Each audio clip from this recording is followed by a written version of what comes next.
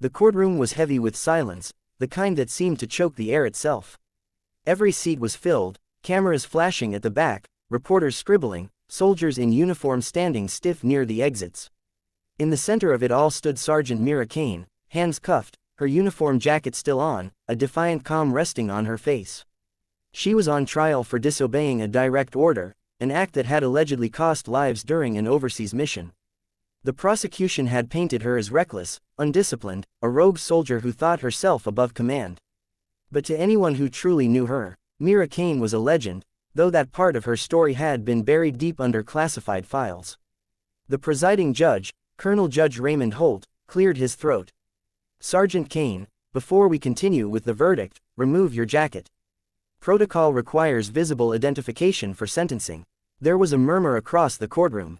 Mira didn't move at first. Her lips pressed into a faint smile, not of arrogance, but of quiet resignation.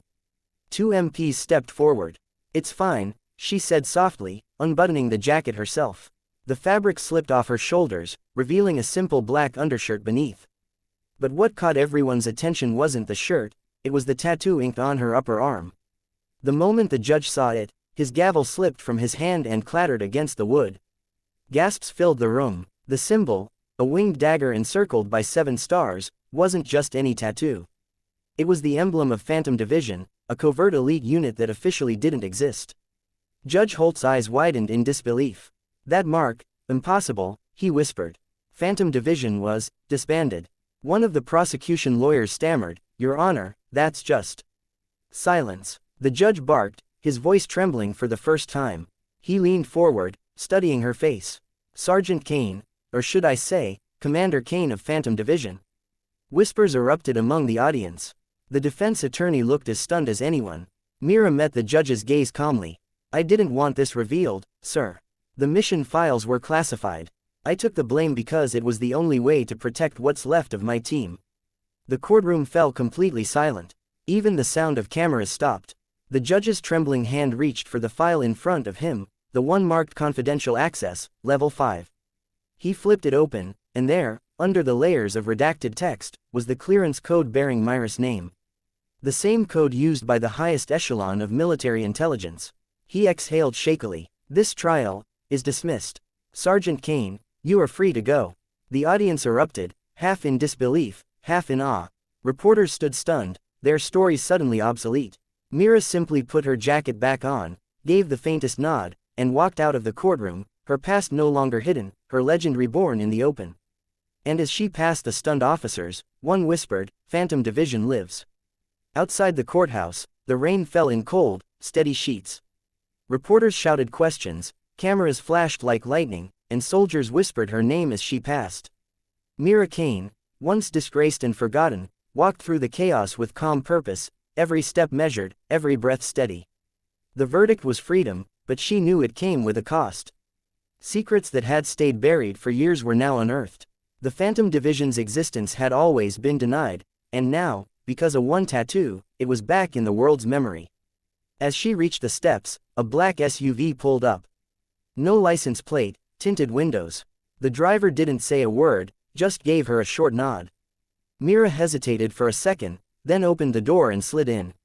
Inside, sat a man in a dark suit, his face shadowed under the glow of the dashboard light.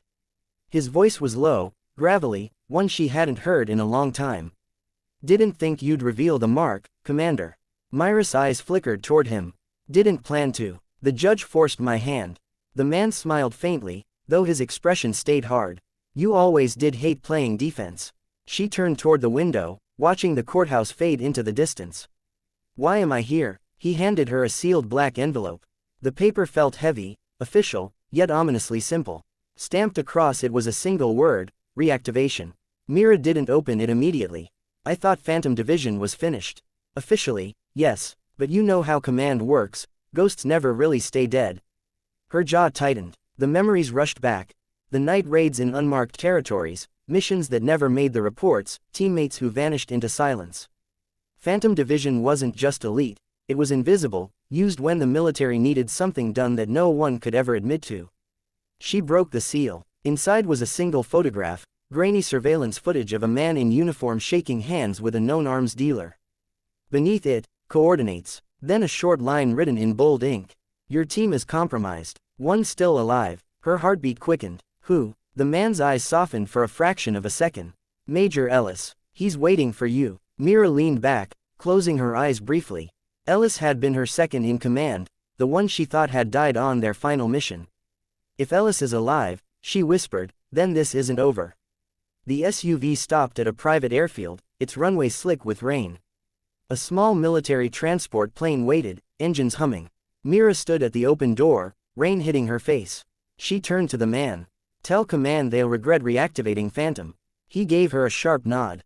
They already do. She climbed aboard, and as the plane lifted into the stormy sky, the lights of the city faded below. Mira Kane was no longer a defendant or a soldier, she was once again commander of the Phantom Division, answering a call that should never have been made. The ghosts were rising again.